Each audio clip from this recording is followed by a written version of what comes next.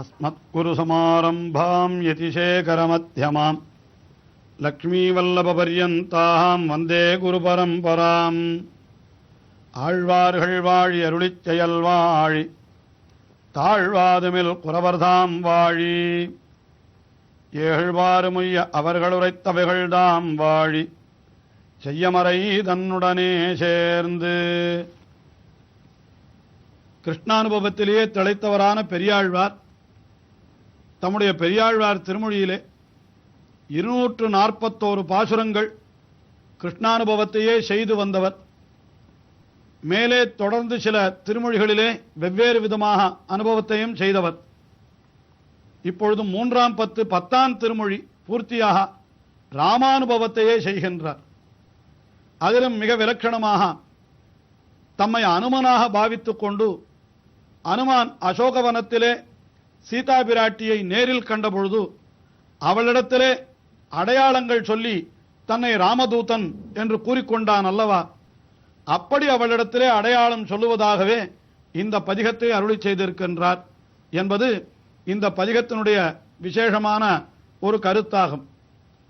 அதிலே ராமாயணத்திலே நடந்த நிகழ்ச்சிகள், வில்லை முறித்து சீதா பிராட்டியை கைக்கொண்டு முதற்கொண்டு அவன் வனமேகியது, பரதாழ்வானை அதாவது அவனுக்கு பரதாழ்வானுக்கு அனுகிரகம் செய்தது, வழியிடையிலே காகாசுரனை அவர் தகைந்தது முதலான விஷயங்களை எல்லாம் அடையாளமாக சொல்லிக்கொண்டே வந்த அனுமன் இப்பொழுது மேலே அடுத்தது ஒரு அடையாளத்தை தெரிவிக்கின்றானாம். அடுத்ததாக ஒரு அடையாளம், அதாவது 7வது பாசுரம்.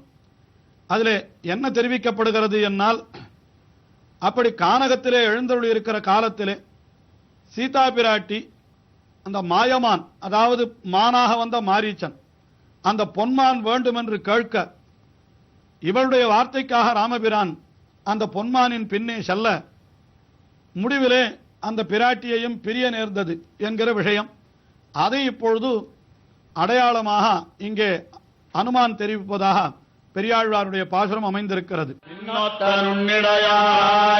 மெய்யடியேன் விண்ணப்பம் பொன்னொத்தமான் ஒன்னோ புகுந்திரு விளையாட நண்பன் வழி நன்னே சிலைவிடத்தெம்பிரானேகா என்னே அங்கிழக்கவனன் விரைந்ததைவோரடையாட.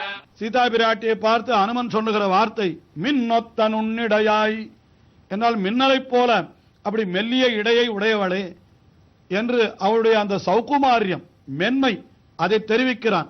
எதற்காக என்னால் இப்படிப்பட்ட மென்மையுடைய தேவரீர் ராமபிரானை பிரிந்தது மிகவும் கொடியதல்லவா?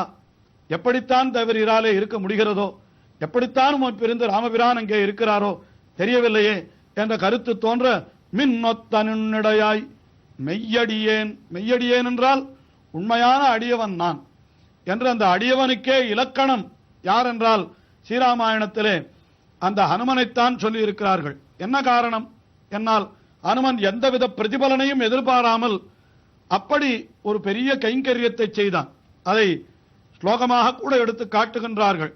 உபகாராய சுக்ரீவா ராஜ்யகாங்கி விபீஷணா நிஷ்காரணாய ஹனுமான் என்று மற்றவர்களெல்லாம் ராமபிரானுக்கு உபகாரம் செய்தார்கள் என்றால் அவர்கள் வேறு பயன்களை அதற்கு பிரத்தியாக அடைந்தார்கள். ஆனால் எந்த பிரதிபலனையும் எதிர்பாராமல் தொண்டு செய்வதையே குறிக்கோளாக கொண்டிருக்கிறவன் எவனோ அவன்தானே மெய்யடியான். அப்படிப்பட்ட மெய்யடியானாக தன்னை கூறிக்கொள்ளுகிறான் அனுமான் இந்த பாசுரத்திலே. மெய்யடியேன் விண்ணப்பம், மெய்யடியேனான நான் சொல்லக்கூடிய வார்த்தை விண்ணப்பம். என்ன தெரிவிக்கிறார் அடையாளம் என்னால், பொன்னொத்தமானொன்று புகுந்தினிது விளையாடா. மேலே பஞ்சவட்டியிலே பொன்னொத்தமான் என்றால் பொன் ஒத்த பொன் போலே இருக்கக்கூடிய மான்.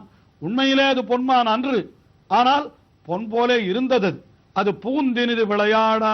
அப்படி விளையாடுகிற காலத்திலே அதை வேண்டுமென்று தேவரீர் கேட்டபொழுது பெருமாள் அந்த மானின் பின்னே போக வேண்டும் என்று நினைத்தார். ஆனால் அப்பொழுது இளைய பெருமாள் தடுத்தார். அண்ணா, இது உண்மையான மான் அல்ல, எனக்கு ஏதோ சந்தேகமாக இருக்கிறது. யாரோ ராட்சசன் ஒருவன் இந்த மானினுடைய வடிவிலே வந்திருக்கிறான் என்று நான் நினைக்கிறேன் என்று சொன்ன பொழுதும் ராமபிரான் நிற்கவில்லையாம். என்ன செய்தான்? நின் அன்பின் வழி சென்று என்று சொல்லும்படியாக பிராட்டியினிடத்தில் இருக்கிற பிரீத்தி காரணமாக இளைய பெருமாள் தடுத்தும் கேளாமல் சென்றான். ஆகையினாலேதானே பிரிவு ஏற்பட்டது. அப்பொழுது லக்ஷ்மணன் சொன்ன வார்த்தையை ராமபிரான் கேட்டிருந்தால் நிச்சயம் அவன் பிராட்டியை பிரிந்திருக்க மாட்டான் என்று கூட சொல்லலாம். ஆனால் ராமபிரான் என்ன செய்தான்? அவ்வளவு ஆசையாக அவள் கேட்கிறாள், என்னிடத்திலே அன்புடையவள், அவள் கேட்கிற பொழுது நான் அதை செய்யாமல் இருக்கலாமா? ஆகையினாலே நான் மானின் பின்னால் போகிறேன், நீ இங்கேயே அவளுக்கு காவலாக இரு என்று சொல்லிவிட்டு ராமபிரான் சென்று விட்டான்.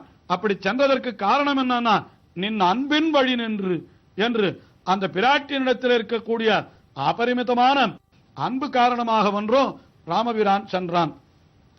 சிலை பிடித்து எம்பிரானேகா, சிலையை அதாவது வில்லை கையிலே பிடித்துக் கொண்டு எம்பிரான் அவனும் அந்த இடத்திற்கு சென்று விட்டான். மானின் பின்னாலே துரத்தி கொண்டு சென்று விட்டான்.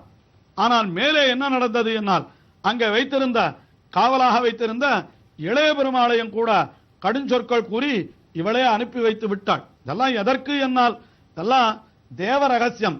அதாவது ராமபிரான் எதற்காக அவதரித்தான் என்னால், ராவணனை அழிக்க வேண்டும் அல்லது ராவணனிடத்தில் இருக்கக்கூடிய துர்குணங்களையாவது அழிக்க வேண்டும் என்பதுதான் ராமபிரான். அந்த ராவணனுடைய துர்குணங்களை அழிக்க வேண்டுமானால் அதற்கு என்ன வழி என்னால், இந்த பிராட்டி பிரிந்து ராவணனிடத்திலே சென்று அவனுக்கு சில உபதேசங்களை செய்ய வேண்டும் என்றெல்லாம் அது ஏற்கனவே முடிவான விஷயம்தான்.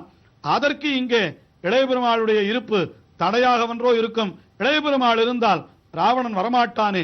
ஆயினாலே சீதா பிராட்டி என்ன பண்ணினாள், அந்த இளைய பெருமாளையும் அந்த இடத்திலே இருக்க ஒட்டாதபடிக்கு கொடிய வார்த்தைகள் சிலதை சொல்லிவிட்டாள். அப்படி சொன்னவுடனே வேறு வழி இல்லாமல் லக்ஷ்மணன் அந்த இடத்தை விட்டு சென்று விட்டான். ஆயினால அதைத்தான் தெரிவிக்கிறார், நின் அன்பின் வழி சென்று சிலை பிடித்து எம்பிரானேக பின்னே அங்கு இலக்குமணன் அவனும் உம்மை பிரிந்து விட்டான் அல்லவா, அது ஓர் அடையாளம். பின்னே அங்கு இலக்குமணன் பிரிந்ததுமோர் அடையாளம் என்று இந்த பாசுரத்திலே அதை தெரிவித்தார். அதற்கு பிறகு நடந்த நிகழ்ச்சிகள் வேற என்ன இருக்கிறது?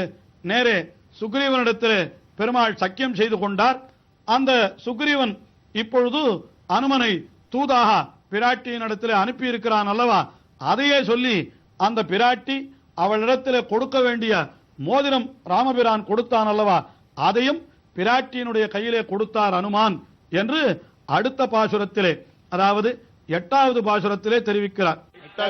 மலர் குழலாய் வைதேவி விண்ணப்பம் ஒத்த புகழ் வானரக்கோன் உடனிருந்து நினைத்தேட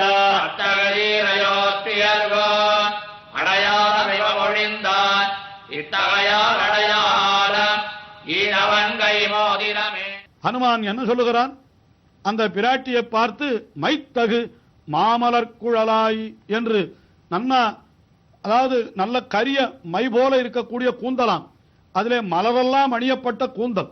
இப்படி என்றால் என்ன அர்த்தம் என்றால், அது பிராட்டி எம்பெருமானை பிரிந்த வருத்தத்தாலே மலரை அணியவில்லை என்றுதான் கொள்ள வேண்டும். ஆனாலும் மலர்களெல்லாம் அணிவதற்கு தகுதியான குழல் என்று அப்படி அபிப்பிராயத்தாலே மைத்தகுமா மலர்குழலாய் வைதேவி விண்ணப்பம். இங்கே நான் வருவதற்கு யார் காரணம் என்னால், ஒத்த புகழ் வானரக்கோன். வானரக்கோன் என்னால் அது சுக்ரீவனை சொல்லுகிறது. வானர்களுக்கெல்லாம் இப்பொழுது அரசன் யார் என்னால் சுக்ரீவன் தான். அவன் எப்படிப்பட்டவன் என்றால் ஒத்த புகழ் என்றார். யாருக்கு ஒத்த புகழ்? ராமனுக்கு ஒத்த புகழ் என்றால் சாதாரணமாக சொன்னால் வீர தீர பராக்கிரமத்திலே சுக்ரீவனும் சிறந்தவன் தான் என்கிற அபிப்பிராயத்தாலே தம்முடைய அரசன் அல்லவா, ஆயினாலே அவர் அப்படித்தான் சொல்லுவார் என்று அப்படியும் சொல்லலாம். அல்லது இன்னொரு அர்த்தமும் சொல்லலாம். என்னன்னா, ராமபிரானுக்கு ஒத்த புகழ் என்னன்னா, ராமபிரானும் தன்னுடைய பாரியையும் இழந்து ராஜ்யத்தையும் இழந்து அவர் எங்கோ திரிய வேண்டிய நிலை ஏற்பட்டது. அதே போல சுக்ரீவனுக்கும் கூட அவன் தன்னுடைய மனைவியையும் இழந்து ராஜ்யத்தையும் இழந்து வாலிக்கு பயந்து எங்கேயோ திரிய வேண்டிய நிலை ஏற்பட்டது. ஆயினாலே 2 பேரும் ஒத்த புகழ். என்னால் இவனுக்கு என்ன உண்டோ அதேதான் சுக்ரீவனுக்கும் என்று சொல்லும்படியாக அப்படி ஒத்த புகழ் வானரக்கோன் அவனை சகாயமாக கொண்டார் ராமபிரான். உடனே உடன் இருந்து நினைத்தேடா, ராமபிரானோடு இருந்து அவனும் உம்மை தேடும்படியாக எல்லா திக்குகளிலும் வானரங்களை அனுப்பி வைத்தான். அப்படி அனுப்பி வைக்கின்ற பொழுதோ என்னை இந்த தெற்கு திக்குக்கு அனுப்பி வைக்கின்ற காலத்திலே அத்தகுசீர் அயோத்தியர்கோன் அடையாளம் இவை மொழிந்தான். அத்தகுசீர் அயோத்தியர்கோன், அத்தகுசீர் என்னால் எப்படிப்பட்ட பெருமையை உடையவன் ராமபிரான். உம்மை பிரிந்த நாளிலிருந்து அவர் உண்ணுவதில்லை உறங்குவதில்லை என்று எப்பொழுதும் உண்மையே நினைத்துக் கொண்டு அவர் துக்கப்பட்டு கொண்டிருக்கிறார். அனித்ர சததம் ராமஹா என்று தூக்கமே இல்லாதவராய் அப்படி இருக்கின்றார் ராமபிரான். உண்ணாது உறங்காது ஒலிகடலை ஊடறுத்து என்று சொல்லும்படியாக அப்படி இருக்கிறார். அதுதான் அத்தகுசீர் அயோத்தியர்கோன் அவன் அடையாளம் இவை மொழிந்தான். இப்பொழுது அடியேன் சொன்ன அடையாளங்கள் அத்தனையும் அந்த ராமபிரான் அடியேனுக்கு தெரிவித்தவைதான். ஏனென்றால் நான் எங்கோ காட்டிலே விழுந்து கிடக்கிறேன், எனக்கு எப்படி இத்தனையும் தெரியும்? இது உலகெல்லாம் அறிந்ததாயிற்றே. ராமபிரான் சிவதனுசை முறித்து பிராட்டியை கைப்பிடித்தது, அதற்கு மேலே பரசுராமனை அடக்கியது, இன்னும் மற்ற அடையாளங்கள், அது சித்திரகூடத்திலே அவர் பரதன் வந்து அடிபணிந்தது, கோபெருமாளை தோழ்மை கொண்டது என்று இதெல்லாம் தானே அடையாளமாக இங்கே பாசுரங்களிலே சொல்லப்பட்டது. என்னால் இவைகளெல்லாம் கூட எனக்கு ராமபிரான் சொல்லித்தான் தெரியும். ஆயினாலே இத்தகையால் அடையாளம் அவன் என்ன சொன்னான்? இதெல்லாம் இவை மொழிந்தான், அந்த அயோத்தியர்கோன் எனக்கு தெரிவித்தான் என்று அடையாளங்களை சொன்னேன்.